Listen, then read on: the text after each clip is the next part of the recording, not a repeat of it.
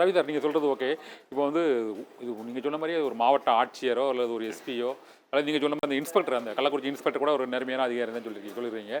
ஆனாலும் இதில் இந்த மதுவிலக்கு தடுப்புக்குன்னு ஒரு தனியாக ஒரு பிரிவு இருக்குது. உங்களுக்கு முழு வேலையே வந்து இந்த மாதிரி கள்ளச்சாராயம், மற்றபடி இந்த மாதிரி விசச்சாராயம், இதுபோல் சட்டவிரோதமாக அந்த போதைப் பொருட்கள் விற்பனை செய்வதை தடுப்பது தான். நீங்கள் சொல்வது மாதிரி இந்த விஏஓ இவங்களுக்கு தெரிஞ்சிருந்தாலுமே வந்து இப்போ அவர்கள் வந்து அந்த புகார் அளிக்கக்கூடிய நிலைமையில இருக்கிறாங்க சார். புகார் கொடுத்தால்தான் அந்த நடவடிக்கை எடுக்கிறாங்க அப்படிங்கிற மாதிரி ஒரு அது 100 புகார் வேறு இருக்குது சார்.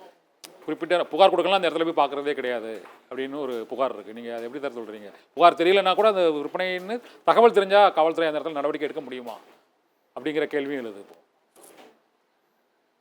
நிச்சயமா வந்து தகவல் இந்த மாதிரி ஒரு சட்டவிதமான செயல் நடக்குது, ஒரு கள்ளச்சாராயம் விற்கிறான்னு தகவல் தெரிஞ்சதுன்னா உடனடியாக காவல்துறை போய் நடவடிக்கை எடுக்கணும். அப்படி தெரிஞ்சதுன்னா எடுத்திருப்பாங்க. ஏன்னா ஏற்கனவே வந்து நீங்கள் மரக்காணத்தில் நடந்த நிகழ்வுக்கு பின்னாடி அரசும் சரி, காவல்துறையில் இருக்கிற டிஜிபி முதல் எல்லாருமே இதில் வந்து ரொம்ப ரொம்ப ஸ்ட்ரிக்டாக இருக்கிறாங்க. எங்கேயாவது கள்ளச்சாராய சாவன் நடந்ததுன்னு சொன்னால் அந்த லோக்கல் ஆஃபீஸர்ஸ் ஹெல்த் ரெஸ்பான்சிபிள் சொல்லி பல சர்க்குலரை அனுப்பிச்சிருக்கிறாங்க, இன்ஸ்ட்ரக்ஷன்ஸும் கொடுத்துருக்குறாங்க. அதனால இவங்களை வந்து நீங்கள் காவல்துறையை மட்டும் நம்ம வந்து இதுக்கு பொறுப்பேற்க முடியாது. இது வந்து ஒட்டுமொத்த சமுதாயத்தினுடைய பொறுப்பு. இதை நல்லா புரிஞ்சுக்கணும். நம்ம எப்போவுமே வந்து ஒரு விஷயத்தை ஒரு சாதாரணமாக நம்ம வந்து ஒரு எடை போடக்கூடாதுங்க. இந்த ஒரு இது நடந்ததுன்னா யார் காரணம்? அரசாங்கம் அப்படிங்கிறது என்னது? அரசாங்கம் வந்து எல்லாத்தையுமே கவனிச்சுட்டு இருக்க முடியுமா?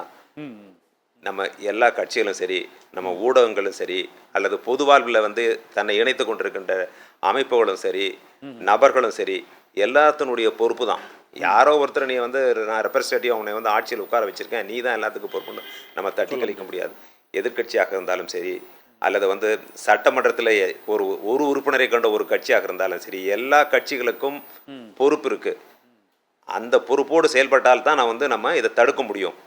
ஒரு சில நேரங்களில் வந்து அந்த ஸ்டேட் கவர்மெண்ட், அந்த மாநில அரசுக்கும் சரி, மாவட்ட நிர்வாகத்துக்கும் கெட்ட பேர் கொண்டுறன்னு சொல்லி ஒரு சிலர் வந்து ஒரு சில சரி வேலைகள்லாம் செய்கிறாங்க.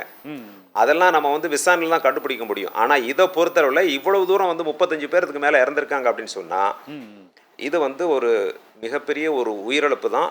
அவங்களுக்கு நிவாரணம் சரியாக கொடுத்து இது போன்று நடைபெறாமல் தடுப்பதற்கு நான் ஏற்கனவே சொன்ன மாதிரி எல்லா கட்சிகளும் ஒன்று சேர்ந்து நடவடிக்கை எடுக்கணும்.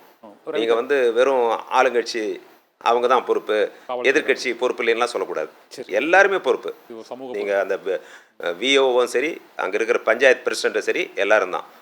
பஞ்சாயத்து பிரசிடண்ட்டுக்கு வந்து அந்த 100-150 நாள் வேலை திட்டத்தை மட்டும் பார்த்துட்டு இருக்கிற வேலை கிடையாது. அங்கே என்ன நடக்குது, இளைஞர்கள் ஏதாவது வழி தவறி போகிறாங்களா இன்ஃபார்ம் பண்ணு.